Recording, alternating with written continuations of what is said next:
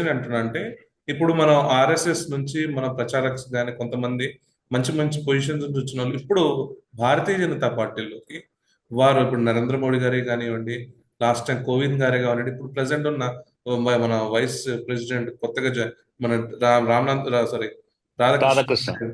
వాళ్ళందరూ RSS background కదా sir. అంటే అవును. ఇక్కడ ఆర్ఎస్ఎస్ అనేది బీజేపీకి అక్కడ క్యాడర్ ని అందించి నాయకత్వం అందించే ఒక ఫ్యాక్టరీ లాగా తయారైతుందా బీజేపీకి? ఉమ్. ఇది దీంట్లో ఒక క్లారిటీ అందరికీ కూడా కావాలి. ఏంటి అంటే ఆర్ఎస్ఎస్ నుంచి వెళ్ళిన వాళ్ళు అనేక సంస్థలను స్థాపించారు. ఆర్ఎస్ఎస్ ఒక ఫ్యాక్టరీ.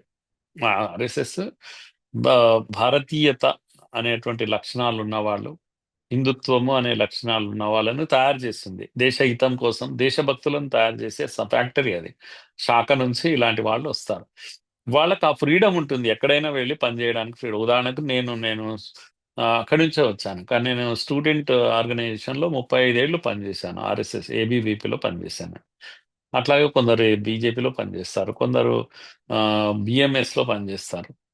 అంటే మజ్దూర్ సంఘం, భారతీయ మజ్దూర్ సంఘం అని, లేకపోతే బీకేఎస్ లో పనిచేస్తారు, భారతీయ కిసాన్ సంఘం, లేదు విశ్వ హిందూ పరిషత్లో ధార్మిక సంస్థ.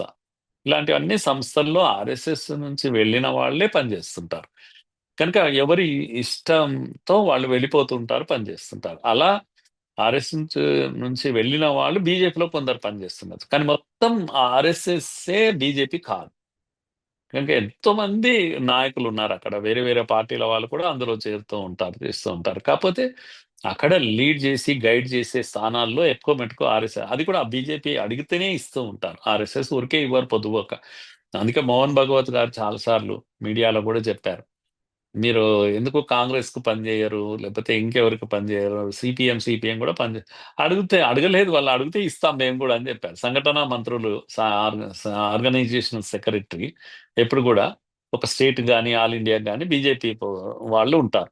వాళ్ళు ఆర్ఎస్ఎస్ నుంచి వస్తారు, కొన్ని రోజులు పనిచేస్తారు, మళ్ళీ ఆర్ఎస్ఎస్ కి వాపస్ వస్తుంటారు. రామ్ మాధవ్ ఎగ్జాంపుల్ అన్నట్టు, పనిచేశారు మళ్ళీ రిటర్న్ వచ్చారు. ఇలా చాలా పేర్లు ఉన్నాయి అలా పనిచేసిన వాళ్ళు. ఆ, ఏంటి అది అని అంటే అడిగితే ఇస్తారు, మీకు కూడా ఇస్తామని చెప్పారు.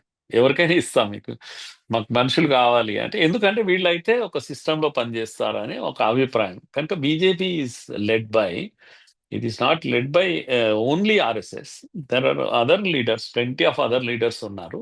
కానీ ఆర్ఎస్ఎస్ వాళ్ళు కూడా అక్కడ వెళ్ళి పనిచేస్తారు. శాశ్వతంగా ఉండే వాళ్ళు అక్కడనే ఉంటారు, రిటర్న్ వచ్చే వాళ్ళు కూడా ఉంటారు. ఇది వర్కింగ్ సిస్టమ్. కాకపోతే చాలా మందికి ఏంటంటే పొలిటికల్ సిస్టమ్, కమ్యూనిస్టులు ఒక సిస్టమ్ ఈ దేశంలో పెట్టారు, దాన్నే కాంగ్రెస్ వాళ్ళు కూడా ఫాలో అయ్యారు. ఏంది అంటే పొలిటికల్ పార్టీ, ఉదాహరణకు సిపిఎం ఉంటుంది, సిపిఐ ఉంటుంది, ఇవన్నీ కూడా పొలిటికల్ పార్టీస్. వాళ్ళ విద్యార్థి సంఘాలను, వాళ్ళ అనుబంధ పారిశ ఏమంటాం కార్మిక సంఘాలను, లేకపోతే రైతాంగ సంఘాలను, ఇలాంటివన్నిటిని పెట్టుకుంటాయి వాళ్ళని. ఎందుకంటే వాళ్ళందరూ అక్కడ పనిచేసి తమకు ఓట్లు తేవాలి అని, ఓట్లు తెస్తే మేము గెలుస్తాము అని. కనుక రాజకీయ పార్టీ యొక్క అనుబంధ సంఘాలు అవన్నీ కూడా. అయితే మేమేమనుకుంటున్నాం ఇక్కడ మేము ఆర్ఎస్ఎస్ లో అని అంటే, రాజకీయ పార్టీకి ఆర్ఎస్ఎస్ అనుబంధ సంఘం కాదు ఇక్కడ, ఒక సామాజిక సంస్థ ఆర్ఎస్ఎస్ కు. ఇవన్నీ ఆర్ఎస్ఎస్ నుంచి పుట్టినటువంటివి, కానీ ఇండిపెండెంట్ ఆర్గనైజేషన్స్. ఎట్లయితే ఒక కుటుంబంలో పుట్టిన పిల్లలు పెద్దగా అయితే వెళ్ళిపోయి మళ్ళా వాళ్ళ వాళ్ళ కుటుంబాలు ఏర్పాటు చేసుకుంటారు, కానీ పేరెంట్స్ అంటే గౌరవం ఉంటుంది. అది కట్టుబాటు కాకపోవచ్చు, ఒక దశలో ఏజ్ వచ్చాక పేరెంట్ మాట కూడా వినరు. స్వతంత్రంగా ఏజ్ ఉంటుంది కనుక స్వతంత్రంగా ఆలోచించుంటారు. తండ్రి కూడా ఓల్డ్ ఏజ్ వచ్చింటారు, తండ్రికి తెలియక ఏదో చెప్తుంటాడులే అని కూడా కొడుకు అనుకుంటుంటారు. ఇలాంటి ఒక గమ్మత్తైన స్థితి కుటుంబ వ్యవస్థలో ఉంటుంది. అలాంటిదే ఇది కూడా అంతే. కానీ ఆర్ఎస్ఎస్ అంటే ఎప్పుడు గౌరవం ఉంటుంది ఈ సంస్థలకు అన్నిటికీ. అంతేగాని ఎవరు ఎవరిని శాసించదు, ఇండిపెండెంట్ సంస్థలు ఇవన్నీ కూడా. బీజేపీ కూడా ఒక ఇండిపెండెంట్ సంస్థ. మరి ఆర్ఎస్ఎస్ అని అంటే ఆర్ఎస్ఎస్ అడిగితే సలహా ఇస్తారు, అడగకపోతే మీద పడి సలహా ఏమీ ఇవ్వరు. ఇలా ఈ ఈ యొక్క వర్కింగ్ సిస్టమ్ ఏదైతే ఉందో ఇది అన్బిలీవబుల్, నమ్మనికే రాదు, ఇది నమ్మశక్యం కానటువంటి విషయం. కానీ కుటుంబం లాంటిది ఇది, ఈజీగా అర్థం కావాలంటే కుటుంబం లాంటి వ్యవస్థలు ఇక్కడ ఏర్పాటు అయ్యాయి. కనుక బీజేపీ కూడా ఒక ఇండిపెండెంట్ పొలిటికల్ పార్టీ. దేనికి ఎవరు అనుబంధంగా లేరు. ఎవరు ఎవరిని శాసించరు.